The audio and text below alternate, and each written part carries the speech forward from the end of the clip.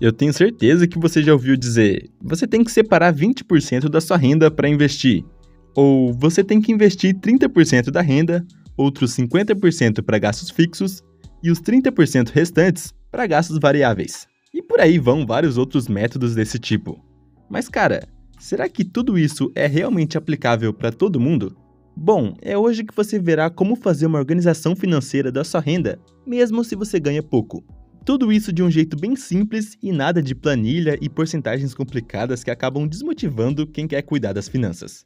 E você está no terceiro episódio da série Educação Financeira Ilustrada do canal Manual da Evolução. Então já deixe seu like e vamos direto para o conteúdo. Como eu disse no vídeo passado, é impossível a gente investir todo mês se não tivermos nenhuma organização financeira. Mas calma que não é nem um pouco complicado. Vamos lá! O primeiro simples, mas importantíssimo passo a ser seguido é, assim que receber seu salário, já separar uma parcela para investir. Ou seja, no ato que receber qualquer dinheiro, já separar para investimentos, que, como eu disse no vídeo passado, primeiramente será para a construção da reserva de emergência. Se ainda não viu, corre lá para ver, tá aqui em cima o vídeo completo. Mas tá, por que fazer isso é tão importante? Porque separando essa quantia para investir, iremos gastar o que restou depois de investir. E não o contrário, de gastar para se sobrar dinheiro você investir. Porque você sabe, se tiver dinheiro na conta, vamos acabar gastando e no final do mês não vai sobrar para investir. Então já separe na hora que caiu o dinheiro na conta, porque assim você já se programa para gastar apenas a quantia que restou, em vez de se programar para gastar toda a renda e só se sobrar investir. Entende a diferença? E calma que no decorrer do vídeo vou falar quanto da sua renda você deve investir de acordo com sua própria realidade e momento de vida, beleza? Bom, então vamos lá. Primeiramente, você tem que saber quais são os seus custos fixos para entender quanto você precisa ganhar. Calma que não é nada complicado e você vai entender. Basicamente, os custos fixos são aqueles que mesmo se você ficar parado só deitado na sua cama, você vai ter que pagar todo mês. Sendo, por exemplo, aluguel, conta de água, conta de luz, internet, plano de saúde, serviços de streaming. Bom, todas aquelas contas fixas que você tem que pagar, já coloca nos custos fixos. E uma observação importante, o seu investimento mensal também deve estar aqui nos custos fixos. Lembra que você tem que separar uma parcela para investir todo mês? Então, encare isso como um boleto que você tem que pagar mensalmente, sendo fixo. Um boleto para você mesmo, né? E lembre de tudo que você tem de gasto fixo. Às vezes a gente acaba esquecendo de colocar gastos como Spotify, Netflix e tudo mais. Beleza, se você já sabe quais são todos os seus custos fixos, pegue o quanto você ganha no mês e subtraia por eles, pelos custos fixos mensais. Ou seja, se você ganha R$ 2.500 e seus custos fixos são de R$ 1.800 no mês, sobrou R$ 700 para você passar o mês com gastos variáveis, como alimentação, transporte, lazer e tudo mais que você queira fazer com seu dinheiro no mês. Veja que quanto menor seus custos fixos, mais fácil ficará para administrar seu dinheiro, pois os custos fixos são mais difíceis de cortá-los. Já os variáveis como lazer e transporte, podemos ver alternativas de reduzi-los, pois os custos fixos como aluguel, por exemplo, você só consegue mudar se conseguir negociar com o proprietário ou apenas mudando de casa. Mas tá, eu sei que você pode estar pensando, mas cara, só meus custos fixos já consomem quase toda a minha renda e nem dá para investir. Cara, nesse caso você tem duas alternativas.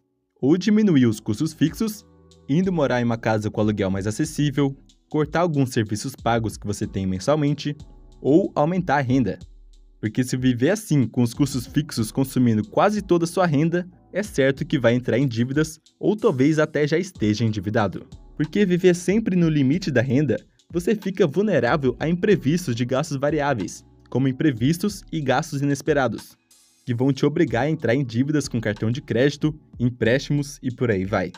Então, na minha opinião, é mais eficaz aumentar a renda e ao mesmo tempo controlar os gastos. Porque se você viver só querendo cortar gastos e economizando em tudo, você esquece do principal, que é fazer mais dinheiro, criando uma nova fonte de renda, por exemplo, uma renda extra, ou se profissionalizando no seu emprego. Bom, quando aumentamos a nossa renda e não aumentamos os gastos na mesma medida, tendo controle de gastos, tudo fica mais fácil para nós e conseguimos investir uma quantia maior todo mês. Então tá, mas quanto devemos investir mensalmente? Isso vai depender da sua renda e também dos seus gastos mensais. Que é como eu disse, se você está em um momento da vida onde sustenta uma casa e está com o orçamento bem apertado, reveja seus custos fixos e variáveis para conseguir investir nem que seja uma pequena parcela da renda, já te motivando a também procurar aumentar a renda e conseguir investir uma parcela maior com o passar dos meses. Agora, se você não tem muitos custos fixos porque mora com os pais, ou mora sozinho e recebe uma boa renda com um padrão de vida baixo, é bem mais tranquilo investir uma grande parcela do que você ganha. Veja que não podemos chegar e falar para todo mundo, invista tantos por cento do que você ganha. Porque imagina alguém que mora sozinho e recebe apenas um salário mínimo. É impossível essa pessoa investir 25% da renda, por exemplo. É inviável. Por isso que gosto de falar sobre a questão de fluxo e estoque. Se você, por exemplo, ganha um salário mínimo de R$ 1.320 no mês e consegue poupar no máximo R$ 50 para formar sua reserva de emergência, por exemplo, tem um fluxo, uma renda, de R$ 1.320 e o estoque que a cada mês aumenta mais R$ 50 com os aportes mensais e alguns centavos de rendimentos. Até porque investindo R$ 50 por mês, seu dinheiro não vai render muita coisa, pois estará investindo uma quantia baixa mensalmente.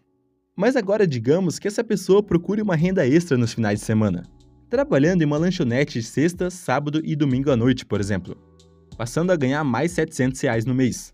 Ou seja, a renda iria para R$ 2.000. Então o fluxo de agora é R$ 2.000. E se caso controle os gastos para R$ 1.600 no mês, já consegue investir R$ 400 mensalmente, fazendo o estoque crescer R$ 400 todo mês, já deixando de investir apenas R$ 50 no mês. Entendeu a ideia? É claro que esse é um exemplo fictício e cada um vive uma realidade diferente. Porém, o que quero demonstrar aqui é essa ideia de você mesmo adaptar conforme sua renda e circunstâncias quanto você deve investir no mês. É claro que também não podemos relaxar e pensar que vamos investir só 5% da renda e gastar todo o resto, sendo que você conseguiria investir, por exemplo, 30% da renda. A ideia não é ter uma porcentagem definida e regrada para você fazer todo mês, e sim usar a técnica de conforme você aumentar sua renda, também controlar os gastos, para assim conseguir poupar uma parcela maior. Seja para formar logo sua reserva de emergência caso ainda não tenha formado, ou também para investir para o longo prazo, apenas se já tiver formado sua reserva de emergência. Veja que sempre vai ser sobre viver um degrau abaixo da renda, mas nunca esquecendo também de aumentá-la, pois quanto mais aumentamos nossa renda, mais fácil fica para administrar a quantia que recebemos e maior ficará nosso aporte mensal, consequentemente aumentando nosso estoque. Nunca tenha apenas fluxo, ou seja, nunca ganhe e gaste tudo que você recebe. Sempre deixe uma parcela para estoque, principalmente se você está zerado, pois com certeza vai necessitar de uma reserva de emergência uma hora ou outra. Mas além do estoque de reserva de emergência, também existem os investimentos de longo prazo, para aposentadoria, por exemplo. Quando temos nossa reserva completa de 6 meses do nosso custo de vida e começamos a investir por longo prazo, já ficamos mais tranquilos com nossas finanças, principalmente se conseguirmos controlar nossos gastos e aumentar a renda, conseguindo, por exemplo, investir R$ 1.000 no mês, ou até R$ 2.000. Chegando nesse nível, o objetivo da aposentadoria com investimentos fica mais palpável, fica mais alcançável, vamos dizer assim. Se você, por exemplo, já tem 30 anos e uma vida profissional estabilizada, conseguindo fazer uma boa renda mensal e, consequentemente, investir pelo menos R$ 1.000 por mês, diversificando os investimentos em ações, fundos imobiliários e renda fixa, considerando o rendimento de 6% ao ano, sendo uma forma de já descontar a inflação do período, em cerca de 30 anos atinge R$ 1 milhão investidos. Agora, conseguindo investir R$ 2.000 no mês, atinge 1 milhão em cerca de 21 anos.